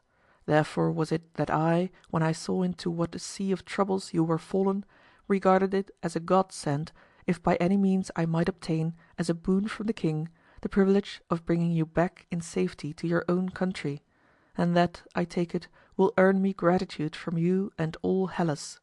In this determination I preferred my request to the king. I claimed it as a favour which was fairly my due. For was it not I who first announced to him the hostile approach of Cyrus, who supported that announcement by the aid I brought, who alone among the officers confronted with the Hellenes in battle did not flee, but charged right through and united my troops with the king inside your camp, where he was arrived having slain Cyrus? It was I, lastly, who gave chase to the barbarians under Cyrus, with the help of those here present with me at this moment, which are also among the trustiest followers of our lord the king.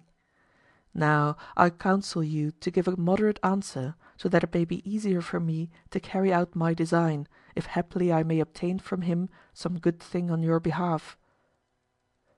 Thereupon the Hellenes retired and took counsel. Then they answered, and Clearchus was their spokesman, "We neither mustered as a body to make war against the king, nor was our march conducted with that object. but it was Cyrus, as you know, who invented many and diverse pretexts that he might take you off your guard and transport us hither. Yet after a while, when we saw that he was in sore straits, we were ashamed in the sight of God and man to betray him whom we had permitted for so long a season to benefit us. But now that Cyrus is dead, we set up no claim to his kingdom against the king himself. There is neither person nor thing for the sake of which we would care to injure the king's country. We would not choose to kill him if we could, rather we would march straight home if we were not molested. But, God helping us, we will retaliate on all who injure us. On the other hand, if any be found to benefit us, we do not mean to be outdone in kindly deeds, as far as in us lies. So he spoke, and Tissaphernes listened and replied, That answer will I take back to the king, and bring you word from him again.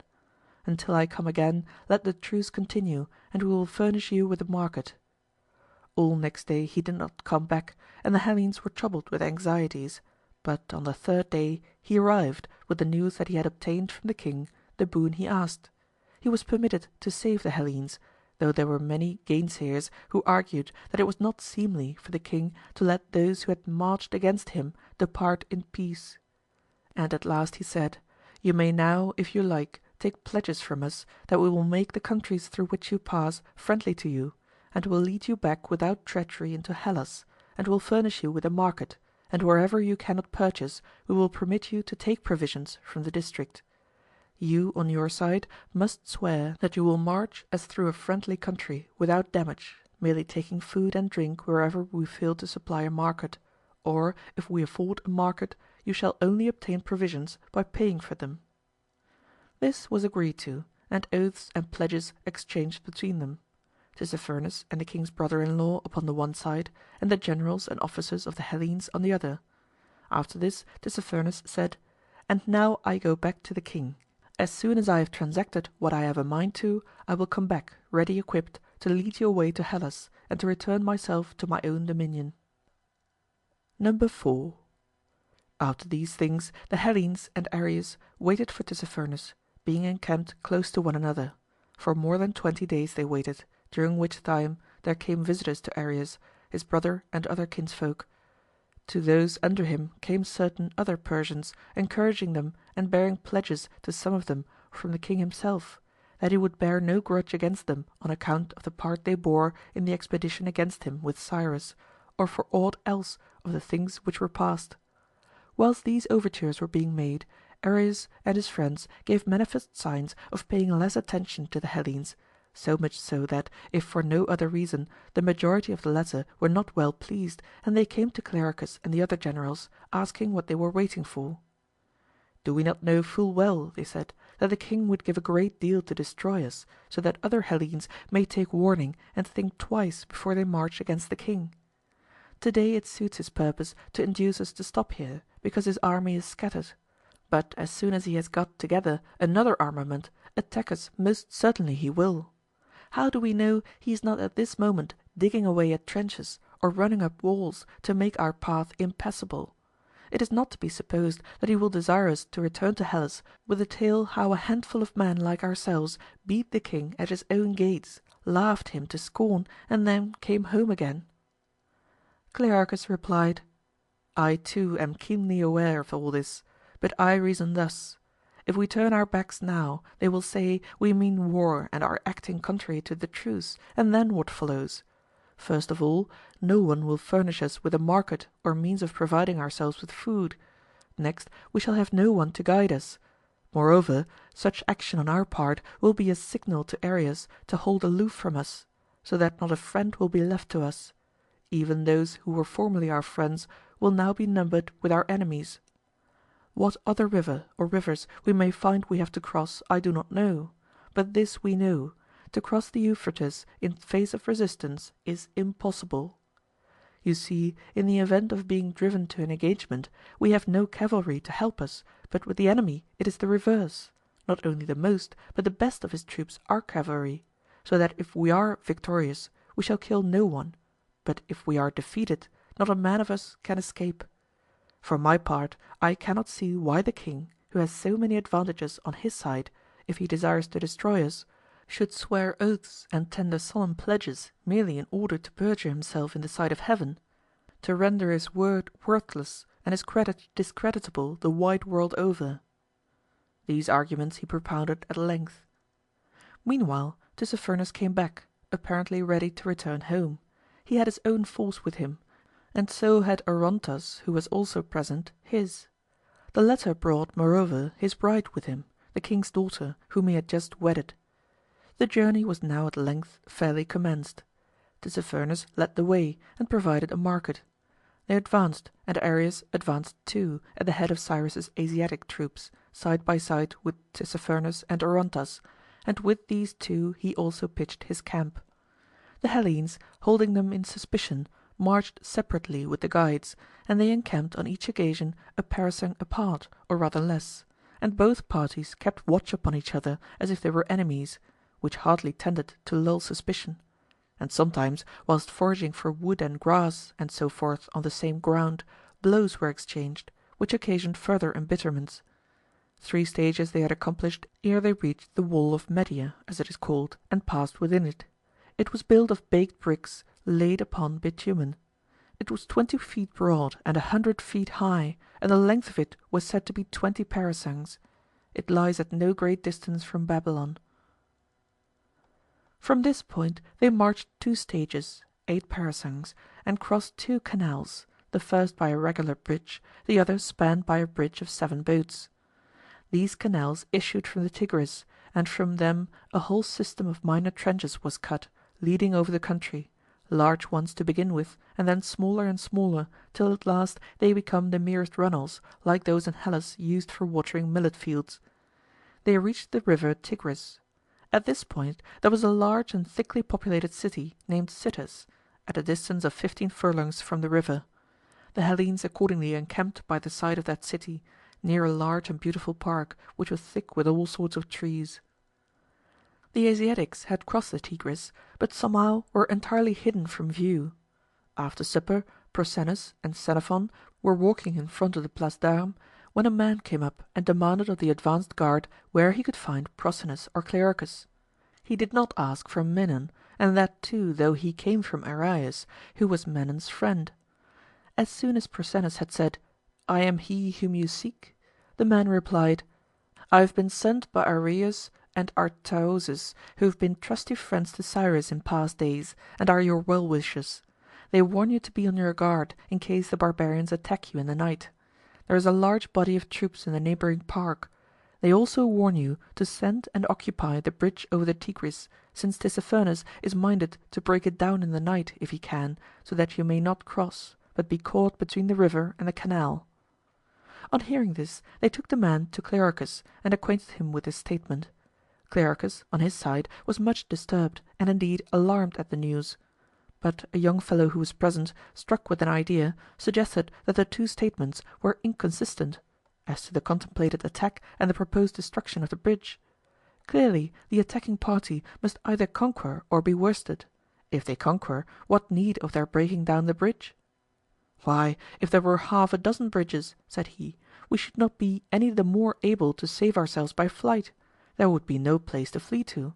But, in the opposite case, suppose we win, with the bridge broken down, it is they who will not be able to save themselves by flight; and, what is worse for them, not a single soul will be able to bring them succour from the other side, for all their numbers, since the bridge will be broken down."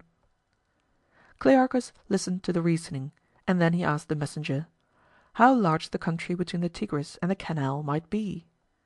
"A large district," he replied, "and in it are villages and cities numerous and large." Then it dawned upon them. The barbarians had sent the men with subtlety, in fear lest the Hellenes should cut the bridge and occupy the island territory, with the strong defences of the Tigris on the one side and of the canal on the other, supplying themselves with provisions from the country so included, large and rich as it was, with no lack of hands to till it; in addition to which a harbour of refuge and asylum would be found for any one who was minded to do the king a mischief. After this they retired to rest in peace, not, however, neglecting to send a guard to occupy the bridge in spite of all, and there was no attack from any quarter whatsoever, nor did any of the enemy's people approach the bridges. so the guards were able to report next morning. But as soon as it was morning they proceeded to cross the bridge, which consisted of 37 vessels, and in so doing they used the utmost precaution possible. For reports were brought by some of the Hellenes with Tissaphernes that an attempt was to be made to attack them while crossing. All this turned out to be false, though it is true that while crossing they did catch sight of Glus watching, with some others, to see if they crossed the river. But as soon as he had satisfied himself on that point, he rowed off and was gone. From the river Tigris they advanced 4 stages, 20 parasangs, to the river Phiscus, which is 100 feet broad and spanned by a bridge. Here lay a large and populous city named Opis, close to which the Hellenes were encountered by the natural brother of Cyrus and Artaxerxes, who was leading a large army from Susa and Ecbatana to assist the king. He halted his troops and watched the Hellenes march past. Clearchus led them in a column 2 abreast, and from time to time the vanguard came to a standstill. Just so often and just so long the effect repeated itself down to the hindmost man. Halt! Halt! Halt! Along the whole line, so that even to the Hellenes themselves their army seemed enormous, and the Persian was fairly astonished at the spectacle. From this place they marched through Media 6 desert stages, 30 parasangs, to the villages of Parysatis, Cyrus's and the king's mother. These Tissaphernes, in mockery of Cyrus, delivered over to the Hellenes to plunder, except that the folk in them were not to be made slaves. They contained much corn, cattle, and other property. From this place they advanced 4 desert stages, 20 parasangs, keeping the Tigris on the left. On the first of these stages, on the other side of the river, lay a large city. It was a well-to-do place named Kyne, from which the natives used to carry across loaves and cheeses and wine on rafts made of skins. End of Book 2, Part 2.